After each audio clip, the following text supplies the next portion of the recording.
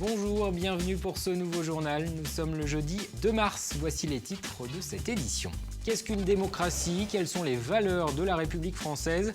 Pas toujours simple de répondre à ces questions quand on est adolescent.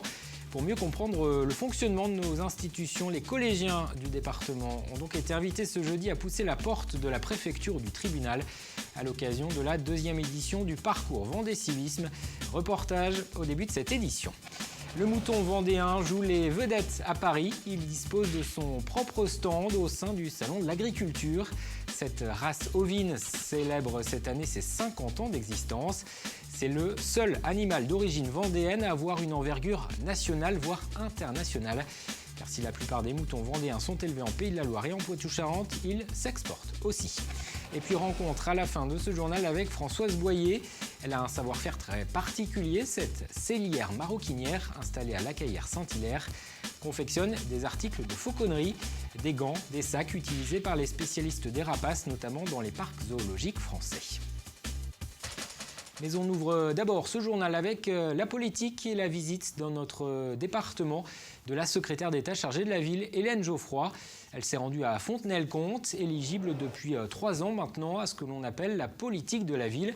C'est un plan qui prévoit d'intervenir spécifiquement dans les quartiers français en difficulté.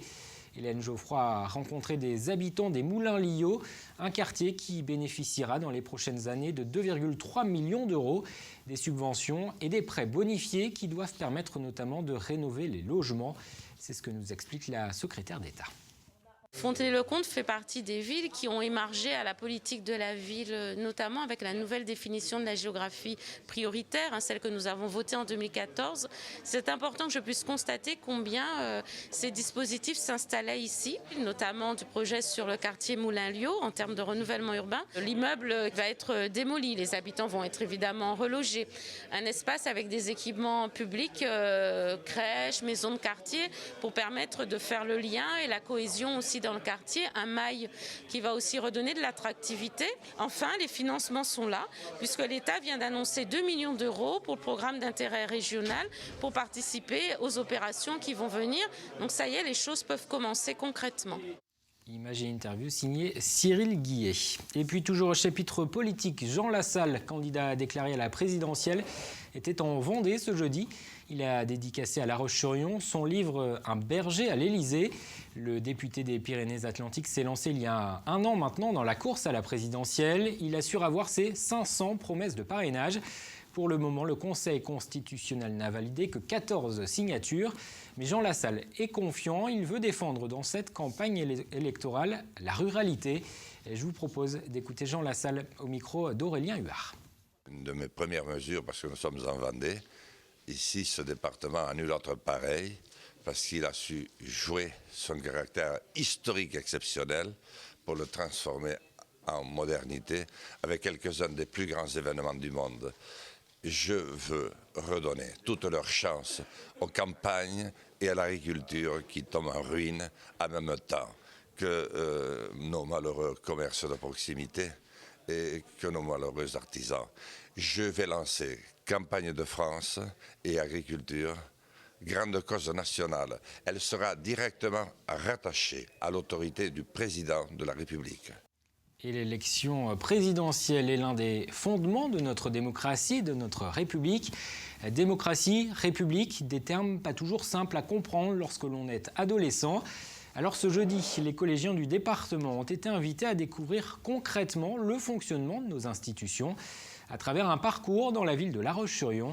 Cette opération, baptisée Parcours Vendée Civisme, était organisée pour la 2e fois. Élodie Pépin. Tribunal, pompiers, police, conseil départemental, mairie ou encore SAMU, près de 1000 élèves du département ont découvert ce jeudi les différents services de la République.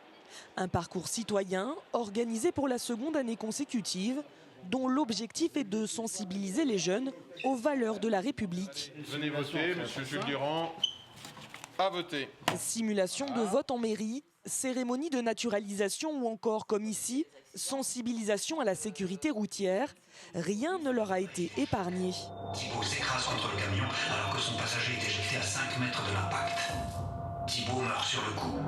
Johan sur le trajet de l'hôpital 40 minutes plus tard. C'était un peu choquant sur des moments. Là, on a plus les images, on a plus en cours, c'est plus la théorie et là, c'était plus la réalité. Là, c'est vraiment l'expérience qu'ils ont vu qu'ils vont sur des affaires comme ça tous les jours. Initiée par le conseil départemental, cette journée vient en complément des cours d'enseignement moral et civique donnés aux collégiens durant toute l'année scolaire. C'est donc sans hésitation que les écoles publiques et privées ont choisi de participer à ce parcours Vendée Civisme. Ça a été fait suite aux attentats qui ont eu lieu en 2015 et 2016. Donc c'est vraiment dans cette continuité-là pour sensibiliser toute la jeunesse. C'est très important parce qu'on touche aux valeurs fondamentales de la République et de la démocratie. Et il est essentiel que les élèves, d'ailleurs dès le plus jeune âge, puissent être sensibilisés à ces questions-là. Allez-y, approchez, mettez-vous devant. Sensibiliser, mais aussi pourquoi pas susciter des vocations, comme sur cet atelier animé par un sapeur-pompier volontaire. Aujourd'hui, les casernes rencontrent une réelle difficulté d'effectifs, que ce soit en journée, week-end ou nuit. Donc effectivement, ces jeunes-là, c'est l'avenir. S'ils veulent s'engager, bien au contraire, on a besoin d'eux. En tout, 22 établissements ont participé à cette journée. Une journée qui aura peut-être permis à ces jeunes de mesurer de manière plus concrète l'application des valeurs de la République.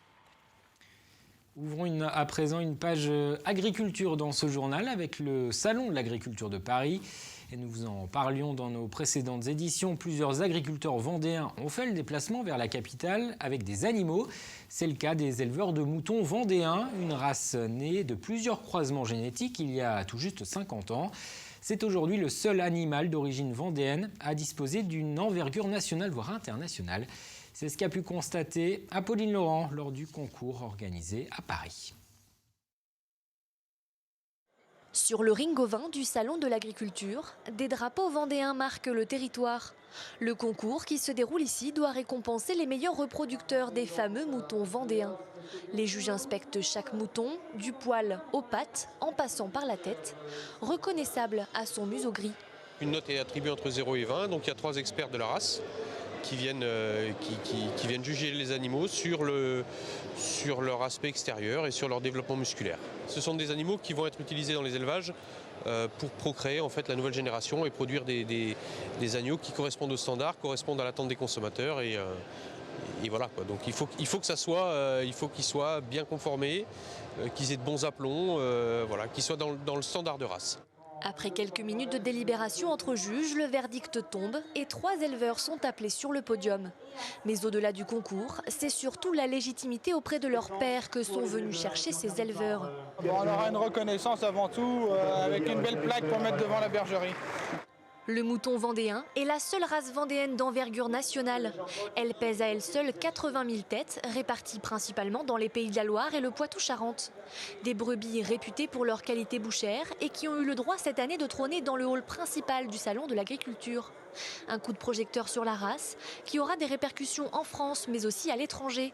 Une bonne nouvelle car les éleveurs ne sont pas épargnés par la crise agricole. Le mouton ne passe pas à travers les mailles. Cependant, la demande de reproducteurs est importante et il est important pour nous d'être ici pour valoriser nos reproducteurs. Et c'est ce qui fait que le fait de vendre à l'étranger aussi nous permet d'assurer un peu plus notre revenu dans nos exploitations. Cette année 2017 sera marquée par les 50 ans de la création de la race. Grâce aux moutons, la Vendée aura rayonné pendant ce salon de l'agriculture et permis de faire découvrir aux 700 000 visiteurs une bonne partie de la richesse de notre territoire. Et on va continuer à parler d'agriculture et plus précisément d'agriculture biologique. Le Conseil constitutionnel a annulé il y a quelques semaines pour des raisons de forme une mesure qui visait à imposer dans les cantines 20% de produits bio. Mais sans attendre cette obligation, certaines communes proposent déjà une large part d'aliments issus de l'agriculture biologique dans leurs restaurants scolaires. Exemple à Dompierre-sur-Yon. Grégoire de Châtillon. Ces enfants peuvent se lécher les babines puisqu'aujourd'hui, c'est eux qui ont choisi leur menu. En entrée, julienne de betterave accompagnée de mâche, puis poulet, riz, chorizo et en dessert, des œufs au lait. Alors souvent, ça va peut-être vous paraître étrange, mais c'est souvent la langue de bœuf. Ils adorent ça. Et c'est dommage parce que là, ils l'ont pas. Ils l'avaient choisi aussi, mais on l'a pas fait parce qu'on l'avait déjà fait il y a pas longtemps. Ici, au restaurant scolaire de Dompierre-sur-Yon, les enfants sont éduqués au goût. Stéphane, le chef cuisinier, réceptionne les haricots bio, apportés directement par le producteur, venu en voisin. Je suis à 5 minutes d'ici, donc c'est très facile. Et ce choix d'agriculture biologique, je crois qu'il est fondamental pour les enfants. C'est un peu une justice sociale, je trouve. Le repas du midi qui est le principal repas pour certains enfants, qu'ils mangent de la qualité et de la qualité bio, c'est fondamental. C'est bien pour cette raison que Katia Hubert, en charge du restaurant scolaire, a souhaité, il y a déjà une dizaine d'années, privilégier le bio et le local pour les enfants. On travaille tous nos produits laitiers en lait bio, tout ce qui est fromage sont en bio à 80%, les légumineuses à 80%. Je me rends compte aujourd'hui que certains produits, même si on le paye un petit peu plus cher au niveau du rendement et au niveau de la qualité, on arrive à produire les mêmes nombres de couverts. On est sur un cas exemplaire et historique parce que le restaurant scolaire a commencé à travailler avec des produits bio locaux et c'est grâce à ce type de restaurant-là que des producteurs ont commencé à s'intéresser aux débouchés de la restauration collective. Avec un réseau de producteurs bio du coin, ce restaurant scolaire qui sert près de 600 repas chaque jour reste une référence dans notre département. On passe au sport avec le Vendée Globe. Un peu de retard pour le néerlandais Pieter Herrema. Il n'est finalement attendu que ce vendredi matin dans le chenal des Sables d'Olonne. Il ne restera ensuite qu'un seul skipper en course. Il s'agit de Sébastien De Stremo. Le Français est encore loin de l'arrivée. Il est à plus de 1500 milles des côtes vendéennes. Et après 116 jours de course, il n'a plus suffisamment de nourriture. Il est obligé de se rationner et il tente de pêcher sans trop de succès pour l'instant. Sébastien De Stremo est attendu au Sables d'Olonne en fin de semaine prochaine. En football, rencontre à domicile ce vendredi à 20h pour l'équipe des Herbiers. Les Vendéens reçoivent le 7e Lyon-Duchère. C'est un match en retard de la 20e journée du championnat de national. Les Vendéens, actuellement 15e du classement, restent sur une série de 6 matchs sans victoire. La dernière remonte à décembre dernier. Et du sport, on passe à la culture. Le festival de Poupée a dévoilé sa programmation ce jeudi. Le nom de Jean-Michel Jarre avait déjà été annoncé. 37 autres artistes le rejoignent. Parmi eux, on peut citer la chanteuse Olivia Ruiz, M, pour un concert autour de la musique malienne, Manu Chao, Matmata ou encore Renaud. Julien Doré, le groupe Trust ou Joe Star sont également annoncés. Et puis le festival de Poupée, ce sera donc du 3 au 21 juillet. La billetterie ouvrira le 17 mars prochain. Je vous propose à présent de partir pour la Caillère Saint-Hilaire afin de pousser la porte d'un atelier, celui de Françoise Boyer. Elle est maroquinière, elle confectionne notamment des sacs, des ceintures ou des bagages en cuir. Une partie de son activité est également tournée vers les articles de fauconnerie, comme des gants ou des leurres. Parmi ses clients, des passionnés de rapaces, mais aussi des parcs zoologiques français et étrangers, car ce savoir-faire est peu développé. Portrait signé Cyril Guillet. En fait, les gants sont fabriqués en fonction des oiseaux qu'on va faire voler. Là, nous sommes sur un gant d'aigle. C'est un peu par hasard que Françoise Boyer s'est lancée dans la fabrication d'articles de fauconnerie. Et aujourd'hui, cela représente un tiers de son activité. Au début, je récupérais les vieux gants. Les gants usagés, je les récupérais et je voyais là où ils avaient le plus souffert. Ça, c'était important d'étudier cette vulnérabilité du produit pour le renforcer et pour rendre le gant beaucoup plus efficace. C'est un produit de sécurité en fait. Là, le gant donc vient d'être coupé, je vais le préparer pour le montage. Il lui a fallu plusieurs années de tests pour obtenir des gants de qualité. Idem pour trouver le cuir idéal, ici de la vache, issue d'une tannerie française. En ce qui concerne la fauconnerie, il a fallu travailler sur le traitement du cuir parce que dans cette activité, le cuir souffre énormément. Donc il a fallu trouver des traitements spécifiques. Ainsi, ces cuirs offrent une meilleure résistance à l'eau tout en gardant une certaine souplesse. Installée à son compte depuis une dizaine d'années, elle a fait ses armes chez Hermès et Louis Vuitton.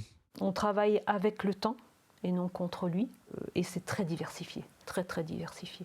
Tous les gestes sont importants, même quand ils paraissent répétitifs, surtout par exemple dans la couture à la main. Car pour assembler bon nombre de pièces, la couture à la main offre une meilleure résistance. Elle décline ses gants en 4 modèles différents suivant s'ils sont destinés à des aigles, des faucons, des buses ou des autours. Mais sa gamme ne s'arrête pas là. Ce deuxième accessoire très utilisé par les fauconniers, c'est la petite fauconnière, une sacoche que l'on va adapter à la ceinture et qui va donc recevoir la nourriture des oiseaux. L'oiseau, donc, dans le travail avec le fauconnier, est récompensé avec de la nourriture. Elle réalise aussi dans la plus pure tradition des artisans selliers maroquiniers, des leurres et des jais qui trouvent preneur aux 4 coins de l'Hexagone, y compris en Suisse et en Belgique. Avant de refermer ce journal, les prévisions météo. Le ciel sera encore assez couvert ce vendredi sur le département. Des nuages qui pourraient apporter quelques gouttes de pluie dans l'après-midi. Les températures repartent à la hausse. Les maximales tourneront autour de 15 degrés. Fanny Poirier vous en dit plus dans un instant. C'est la fin de cette édition. Merci de l'avoir suivi. J'aurai le plaisir de vous retrouver demain pour un nouveau journal.